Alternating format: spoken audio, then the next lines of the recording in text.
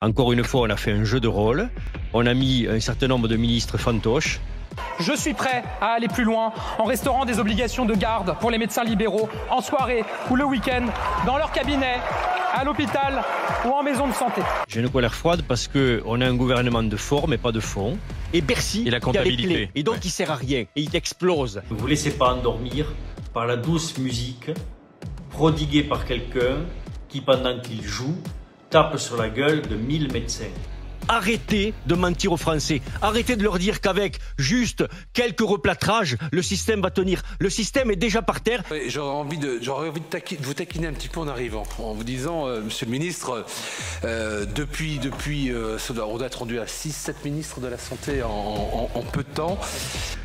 Non, cette réforme, je vais vous dire, et je pèse mes mots, cette réforme, elle m'a fait vomir, moi. On a envie de rappeler au Premier ministre que le temps des colonies, c'est terminé. Tintin au Congo, heureusement, c'est plus la mode, quoi. Et rien n'est fait, à part du bricolage. Sale comble pour ce séminaire. Les médecins libéraux de Corse sont de plus en plus nombreux à s'intéresser au déconventionnement. On est devenu maltraitant parce qu'on travaille dans ce qu'on appelle un mode dégradé, c'est-à-dire qu'il n'y a pas assez de médecins, il n'y a pas assez d'infirmières, il n'y a pas assez d'aides-soignantes.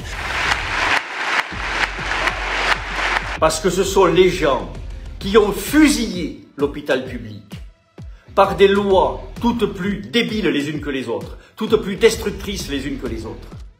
La médecine, c'est pas 5 minutes touche comprise. C'est pas ça. Pour mieux travailler entre médecine de ville et hôpital, avec aussi ce qu'on appelle les professions paramédicales. Donc première nouvelle, d'abord on est toujours vivant. On a tenu le coup. Bon, pas de grandes innovations. On y retourne pour une après-midi et une soirée qui n'a pas fini. Par vos exploits répétés depuis 30 ans, rendre la santé comme Hector, continuez la même politique. Comment on fait pour répondre à toutes ces questions quand on n'a pas de formation médicale, qu'on n'a pas été directeur d'hôpital non plus, qu'on est un ancien journaliste? Déjà, on évacue toutes les questions qui touchent vraiment à la médecine. La proposition de loi la plus dangereuse pour l'exercice libéral depuis au moins 30 ans. Et on pense que, en augmentant de quelques euros tous les 5 ans, 6 ans, le système va tenir, mais il ne tient plus. Vous avez pu noter combien la majorité des patients sont choqués par cette augmentation de 1,50 €. Alors, on va lancer le 26,50 € challenge. Si dire 7 ans et demi de macronisme, est-ce que le macronisme rend les gens malades? On reconnaît votre franc-parler. On jette l'opprobre sur cette profession qui n'a jamais démérité. Je me méfie toujours de l'activisme mal productif et dangereux. Je dissous donc ce soir l'Assemblée nationale.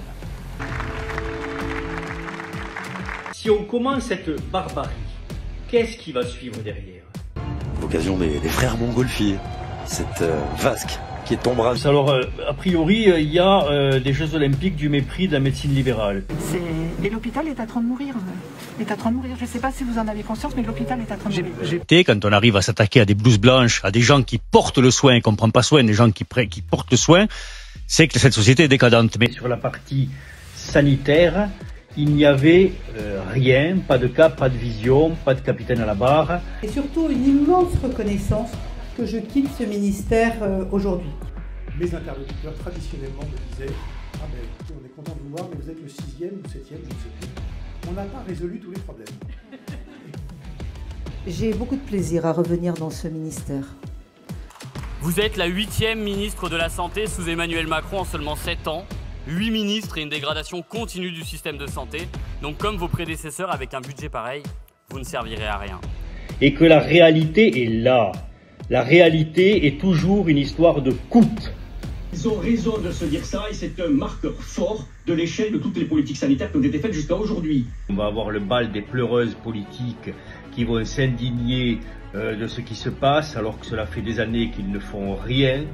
Surtout, on fait raquer les complémentaires qui rendent pas assez d'argent. Les gens payent un fric fou aux mutuelles. C'est vrai. Majorité requise pour l'adoption de la motion de censure 288. Le gouvernement vient d'être renversé par une motion de censure. Consoeurs et confrères mahorais, à nos collègues, à la population mahoraise, nous disons, nous sommes là, avec vous, pour vous, ne désespérez pas.